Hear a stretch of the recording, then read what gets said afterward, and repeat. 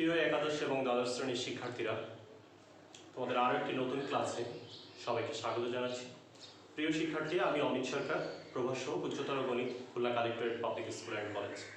তোমাদের অন্তরীকরণ এই যে অধ্যায়টি আছে সেখানে খুবই গুরুত্বপূর্ণ একটা ব্যাপার, সেটি হচ্ছে মূল নিয়ম এবং কোনটি অন্তরীকরণ আর কোনটি অন্তরজ, এই ব্যাপারগুলো তোমাদের মধ্যে অনেকেই এটা ক্লিয়ার না। আমি এই বিষয়টি নিয়ে শুরুতে একটু আলোচনা করতে চাই। প্রিয় শিক্ষার্থী, আমরা যেটা দেখেছি যে অন্তরীকরণ আসলে অন্তরজ নির্ণয়ের যে পদ্ধতি সেটি হচ্ছে বলি আমরা হচ্ছে অন্তরীকরণ। আর অন্তরীকরণ একদম সবার শেষে যে নির্ণীত যে ফলাফল সেটিকে আমরা আসলে বলবো অন্তরজ। তাহলে আরেকবার বলি যে আসলে অন্তরজ নির্ণয়ের যে পদ্ধতি সেটি কিন্তু হচ্ছে মূলত হচ্ছে অন্তরীকরণ, আর সবার শেষে যে নির্ণীত যে ফলাফল যেটি পাবো সেটির নামই হচ্ছে অন্তরজ। দেখো, অন্তরজের বিশ্লেষণমূলক সংজ্ঞা তোমাদের বইতে আছে। যদি তোমরা এই অন্তরজের বিশ্লেষণমূলক সংজ্ঞাটি দেখো তাহলে দেখবে শেষ পর্যন্ত এরকমই একটা সূত্র আকারে তোমাদের সামনে আসছে, যেটাকে আমরা বলছি যে ddx of f of x এটি equal limit h tends to 0, যেটা বলা হচ্ছে f of x plus h minus f of x by হচ্ছে h। তাহলে আরেকবার বলি, এটি হচ্ছে ddx of f of x, এটি করলে কি হবে limit h tends to 0 f of x plus h minus f of x by h। তাহলে এটিকেই কিন্তু শেষ পর্যন্ত যেটি বলা হচ্ছে এটিকেই বলা হচ্ছে যে মূল নিয়ম নামে পরিচিত, অর্থাৎ এই সূত্রটি কিন্তু মূল নিয়ম নামে পরিচিত। এখন তোমাদের বিভিন্ন সময় ম্যাথে থাকে আসলে মূল নিয়ম বলে কিন্তু কিছু নাই, মূল নিয়ম বলে কিছু হয় না। তোমাকে অনেক সময় বলা হয় যে সাইন এক্স এর অন্তরজ নির্ণয় করো, ই টু দ্য পাওয়ার এক্স এর অন্তরজ নির্ণয় করো। তো এইটা যখনই তোমাকে একটা ফাংশনের অন্তরজ নির্ণয় করতে বলছে তখন কিন্তু তুমি সরাসরি সূত্রটা তুমি বসিয়ে দিতে পারো না, অর্থাৎ সেটিকে প্রমাণ আকারে তোমাকে পড়ে আসতে হবে। অর্থাৎ এই যে প্রমাণ আকারে তোমাকে যেটি করতে হবে সেটির নামই হচ্ছে বলছে মূল নিয়ম। যাই হোক, বইটা যেহেতু মূল নিয়ম আকারে আছে আমরা মূল নিয়ম আকারে শিখবো। আমরা প্রথমত হচ্ছে সূত্রটি শিখলাম। আমি শুরু থেকে কয়েকটি ফাংশনকে তোমাকে মূল নিয়মের সাহায্যে অন্তরজ নির্ণয় দেখাবো। প্রথমে আমি বললাম ই টু দ্য পাওয়ার এক্স এর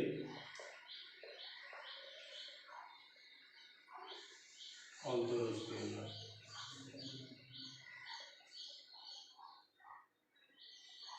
কিভাবে এটা করতে পারি?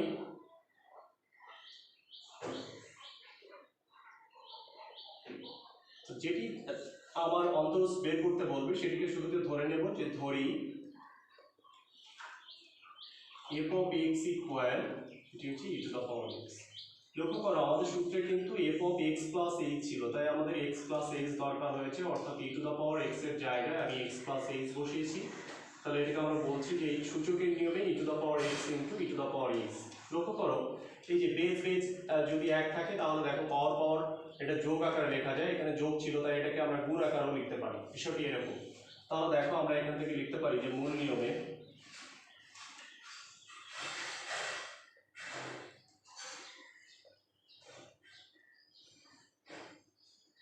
অন্তরজের সংজ্ঞা হতে পারে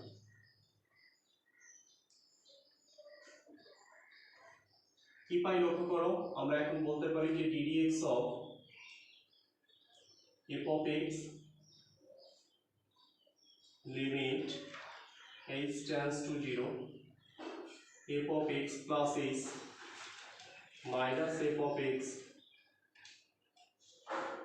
তাহলে আমরা দেখো limit h tends to 0 a plus f of x plus h মানে হচ্ছে এইটা, অর্থাৎ এইটা বিয়োগ এইটা, এখান থেকে দেখো e to the power x টা আমরা কমন নিতে পারি। E to the power x টা যদি কমন নিই তাহলে এখানে থাকলো e to the power h minus 1 হয়ে গেল, বাই নিচে হচ্ছে h। এক্ষেত্রে যেটা আমরা করতে পারি লিমিট h টেন্ডস টু 0, আমার সম্পূর্ণ একটা লিমিটের ম্যাথ আমাদের সামনে চলে আসলো ই টু দ্য পাওয়ার x। এখন দেখো e to the power x এর যে সূত্র আমাদের যে ধারা আমরা পড়েছি সেটা লিখবো। প্রথমে লিখবো হচ্ছে 1 plus h plus h square by factorial 2 plus h cube by factorial 3। তোমাদের লিমিট পড়ানোর সময় সকল ধারা কিন্তু তোমাদের শেখানো হয়েছে। সবার শেষে দেখো একটা মাইনাস 1 ছিল, শেষে মাইনাস 1 আর শুরুর এই 1টা কিন্তু বাদ হয়ে যাচ্ছে, শেষে একটা আছে h। তাহলে আমরা দেখতে পাই limit h tends to 0 e to the power x, উপর থেকে একটা h কমন নিয়ে নিচের h এর সঙ্গে আমরা বাদ দিয়ে দিব। তাহলে একবারেই যদি সেটি করি তাহলে দেখো h এর স্থলে এখানে 1 হচ্ছে, তাহলে এখানে একটা এইচ বাই ফ্যাক্টোরিয়াল 2, এখানে h square by factorial 3 plus dot dot. আশা করি তোমরা বুঝতে পেরেছো। উপর থেকে একটা এইচ কমন নিয়েছি, তাহলে এখানে 1 হয়ে গেছে, এখানে একটা এইচ কমন নিলে h by factorial 2, h common নিলে এখানে এইচ স্কোয়ার বাই ফ্যাক্টোরিয়াল 3। এভাবে আসলে অনেক পদ আছে, নিচের এইচ এর সঙ্গে বাদ দিয়ে দিয়েছি। এখন দেখো তুমি যদি এখানে জিরো বসাও, দেখো এটা জিরো, এটা জিরো, এরপরে যতগুলো পদ আছে সবগুলো জিরো, কারণ সবগুলোতে এইচ আছে, শুধু এই একটাতে এইচ নেই, একটা তো 1। তাহলে আমরা বলতে পারি e two the power x into 1।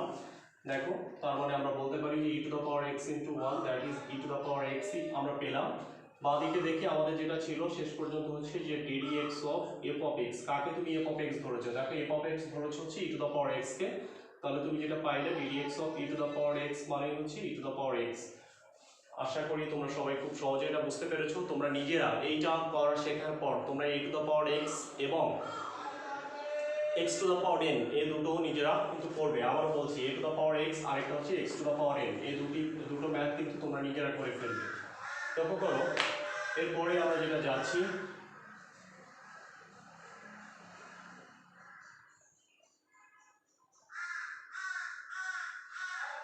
log a base x এর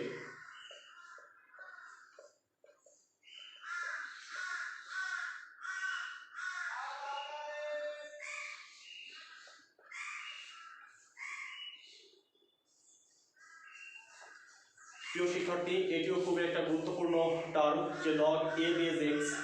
আসলে এটিকে কিভাবে করতে হয় আমরা একটু দেখে নিই। প্রথমে যেটি করব সেটি হচ্ছে ধরি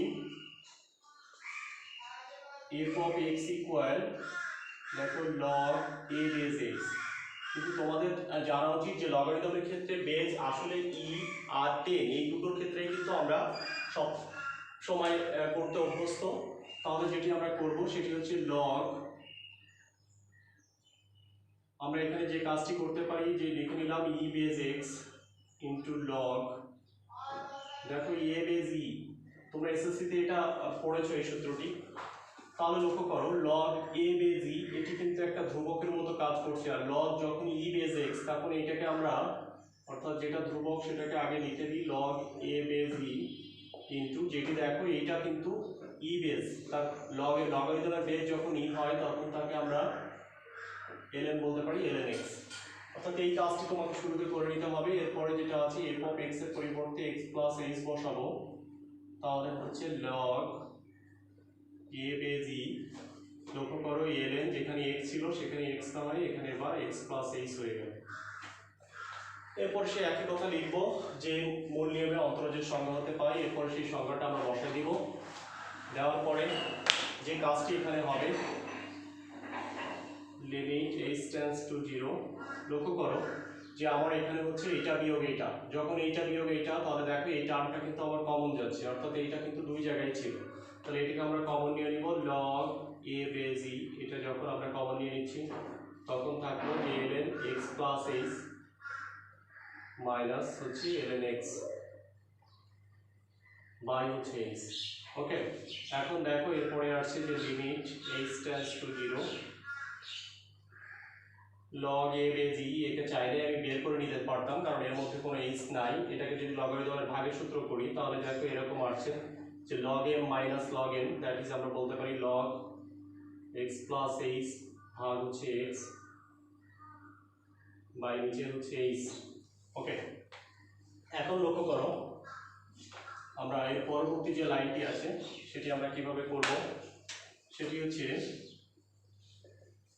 limit h tends to 0 log a base e, আগেই বলেছি এটা আমি বের করে নিয়ে যেতে পারতাম, তারপর এখানে বসায় রাখছি। লক্ষ্য করে এখানে আমরা যেটা করব যে ln একবার লিখলাম যদি x বাই x, তাহলে এখানে থাকে একটা 1 প্লাস আরেকবার হচ্ছে h বাই x, তার নিচে হচ্ছে h। তাহলে এটা যেটা আছে সেটা হচ্ছে limit h tends to 0 log a base e, লক্ষ্য করো ln 1 প্লাস x এর কিন্তু একটা লগারিদমের একটা ধারা শিখেছো তোমরা, সেই ধারাটি কিন্তু এখানে তোমাকে বসাতে হবে। প্রথমে হচ্ছে x, দ্যাট হচ্ছে h বাই x, এরপরে মাইনাস x স্কয়ার বাই 2, তাহলে বলতে পারি h square x square by হচ্ছে 2, তাহলে আমরা বলতে পারি 2x স্কয়ার, এরপরে প্লাস h কিউব x এরকম ভাবে যাবে, আর নিচে থাকে একটা এইচ। লক্ষ্য করো উপর থেকে যদি একটা এইচ কমন নিয়ে তুমি যদি বাদ দিয়ে দাও তাহলে দেখবে উপর থেকে যদি একটা এইচ কমন নিয়ে বাদ দিয়ে দাও তাহলে যেটা হচ্ছে লিমিট এইচ টেন্ডস টু 0 থাকে log a বেজ ই। উপর থেকে একটা এইচ কমন নিয়ে আমরা বাদ দিয়ে দিচ্ছি, তার মানে এখানে থাকছে আমার যেটা 1/x minus h by 2x square plus h square by 3x cube minus dot dot dot. আচ্ছা, এখন যদি তুমি জিরো বসাও দেখো এটা জিরো এটা জিরো, এরপরে যা আছে সব জিরো, শুধু থেকে যাবে 1/x। তাহলে আমরা দেখতে পাচ্ছি যে একটা থাকলো 1/x log a base e. তাহলে আমরা এখন যেটা শিখলাম সেটা হচ্ছে ddx অফ, খুবই গুরুত্বপূর্ণ, যে log a বেজ x কে x এর অন্তরজ করলে হবে 1/x log a base e, 1/x log a base e. তাহলে আরেকটি আমাদের শেখা শেষ হয়ে গেল, অর্থাৎ এটি শেখার পর তোমরা কিন্তু নিজেরা এবার হচ্ছে ln x এটার অন্তরজ নির্ণয়টা শিখবে। এখন দেখো আমি তোমাদের শেখাবো সেটি হচ্ছে sin x।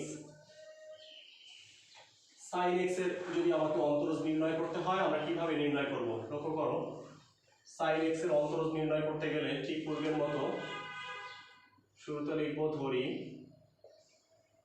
যে f of x ইকুয়াল হচ্ছে sin x, পরের লাইনে লিখবো অতএব f of x plus h, x plus h মানে হচ্ছে আমরা এখানে লিখবো যে sin x এর পরিবর্তে x প্লাস h। এরপর লিখবো মূল নিয়মে অন্তরজের সংজ্ঞা হতে পাই, এটি আর আমি লিখলাম না, আমি এখানে ডট ডট ডট দিয়ে বুঝিয়ে দিলাম যে মূল নিয়মে অন্তরজের সংজ্ঞা হতে পাই, এই কথাটি লিখবে।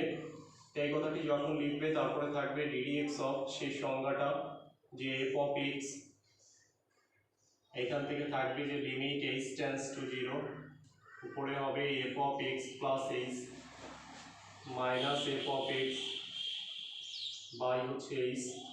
তাহলে আমরা এখানে যেটা বলতে পারি যে limit h tends to 0, f of x plus h মানে আমরা এখান থেকে বলতে পারি যে sin x plus h minus sin x by নিচে হচ্ছে h। প্রিয় শিক্ষার্থী, নিশ্চয়ই তোমাদের ত্রিকোণমিতিক সূত্রগুলো ভালো করে যদি না মুখস্থ থাকে ক্যালকুলাসে কিন্তু কিছুই করা যাবে না। এখানে দেখুন sin c minus sin d, sin c minus sin d, তার আগে sin c plus sin d ছিল। sin c minus sin d সূত্র হচ্ছে 2 cos, দুটোকে যোগ করে 2 দিয়ে ভাগ, x x যোগ করলে 2x, 2 দিয়ে ভাগ দিলে হচ্ছে x প্লাস h ছিল তাকে 2 দিয়ে ভাগ দিলে h/2। আবার বলছি এই দুটোকে যদি যোগ করি তাহলে দেখো 2x প্লাস h থাকে, 2 দিয়ে ভাগ করে দিলাম, একে 2 দিয়ে ভাগ, একেও 2 দিয়ে ভাগ, তাই এখানে এটা চলে আসলো। এরপরে যেটা আছে সেটা হচ্ছে sin, দুটোকে বিয়োগ করে 2 দিয়ে ভাগ, তারপরে x plus h minus x, সুতরাং থাকলো শুধু h/2, তার নিচে আমাদের আবার আরেকটা h। এখন দেখি আমরা, দেখো কে কে আমাকে ঝামেলা করছে সেই জিনিসগুলো আমরা যদি একটু দেখি।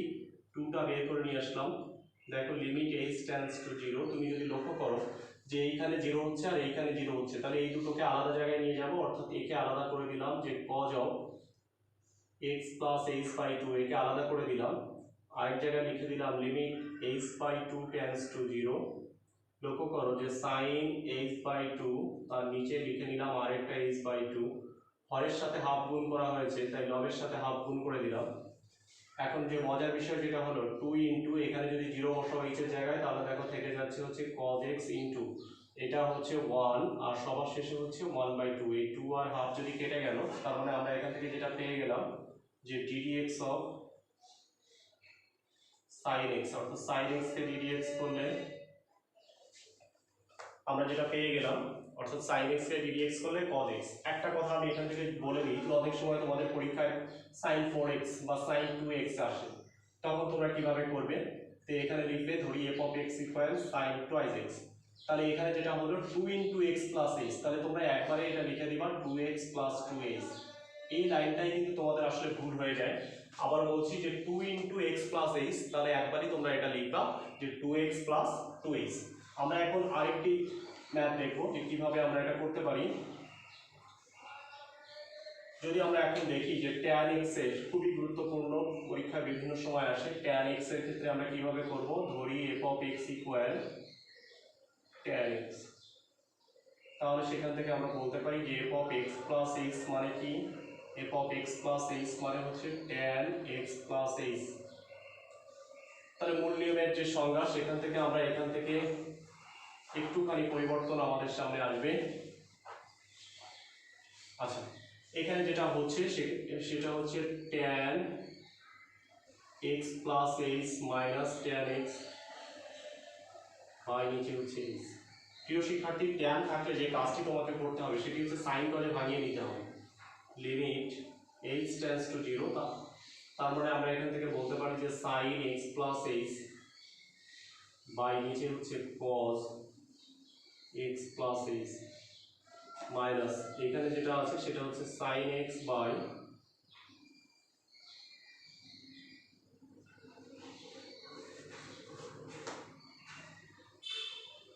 Limit h tends to zero.